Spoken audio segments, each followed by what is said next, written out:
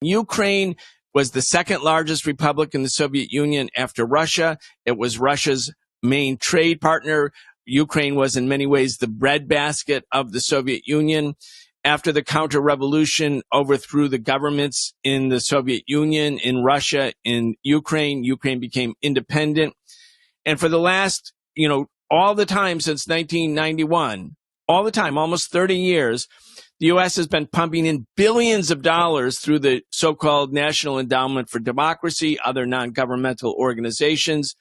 And then in 2013, in the fall of 2013, when the Russian government, I think, was preoccupied with the Sochi Olympics, the Winter Olympics, and there was lots of, international protests coming, and they were worried that the Olympics would be disrupted. These protests began in the middle of Kiev, the capital of Ukraine. It was called Maidan, meaning the Maidan Square protests. And they went on for November and December and January. And then in early February, mid-February, really, a deal was struck between the opposition forces to the Yanukovych government, who were pro-European, pro-EU, pro-NATO, and the Yanukovych government, which was a government that wasn't pro-Russian but sought neutrality between East and West and vowed that Ukraine would never become a part of NATO. They came to a deal with Yanukovych, and the Russians were at the table, and the Germans were at the table, and the French were at the table, and the U.S. was at the table but as an observer. And there was an agreement that Yanukovych would pull the police out of the center of Kiev, that he would call early elections in Ukraine, meaning allowing the opposition to replace him as the president. He would devolve authority from the center of Ukraine to the regions, which was another demand of the opposition. And he signed that agreement with international observers watching on February 21st, 2014. On February 22nd, 2014, fascist-led militias stormed the parliament, dispersed the parliament, tried to kill the president. He fled for his life, and they created a neo-Nazi regime in Ukraine at that time. The whole eastern part of the country speaks Russian, was historically part of Russia. I mean, in 1625, Kiev was a capital of Russia. I mean, it's always been historically part of Russia, at least the eastern part of Ukraine.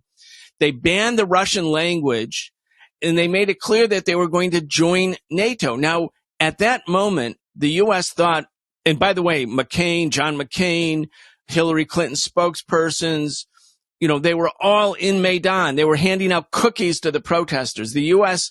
government, both parties, joint operation, all the U.S. media cheering them on, saying this was the greatest day for Ukrainian democracy when the fascists stormed the parliament and dispersed the government.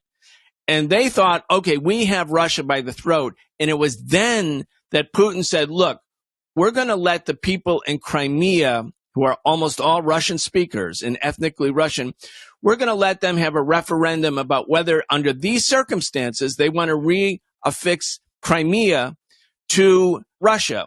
And they had a referendum in June 2014, and 95% of the people voted yes, we prefer to be with Russia. Crimea had always been part of Russia. It was only given to Ukraine in 1954 by Nikita Khrushchev when Ukraine and Russia were part of the same country, the Soviet Union.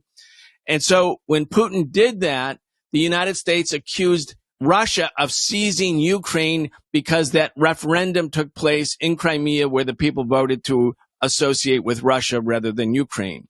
The other part of that equation that's very important for people who don't know enough about this situation to understand is Crimea was the most important naval base for the Soviet Union. And after the Soviet Union collapsed, after the Soviet Federation or Union broke up, there was an agreement between the Ukrainian, now independent Ukrainian government and the Russian government that the Black Sea Fleet, the Russian Black Sea Naval Base, the largest military installation that Russia has, would remain part of Russia, even though Crimea was technically a part of Ukraine. So when the U.S.-led fascist coup d'etat took place, Vladimir Putin realized that the Russian primary biggest military base, the largest naval base, would now become a NATO base with nuclear missiles pointed at Russia. That was too much. And so then, and only then, did Russia go forward and allow this referendum to take place. And since then, the United States and all of the politicians and the media have labeled Putin to be and Russia to be the aggressor. But that's the actual context. And so Russia now feels that Ukraine, which was the exact, planes through which Hitler invaded the Soviet Union in June 1941, what Putin is saying is, this is a red line for us. We are not going to allow Ukraine, formerly our biggest ally, the second biggest republic in the Soviet Union, to be used by NATO to prepare for an invasion of Russia. That's not going to happen. That's why we are now at the verge of a major power conflict between the U.S. and Russia. And the reason I wanted to give a little bit of this history is that the American people don't know about it. And they just think, because they're told every day, that Putin is bad, he's an autocrat, and Russia is an aggressor, when in fact, Putin, and in this case, Russia, are the victim of Western aggression.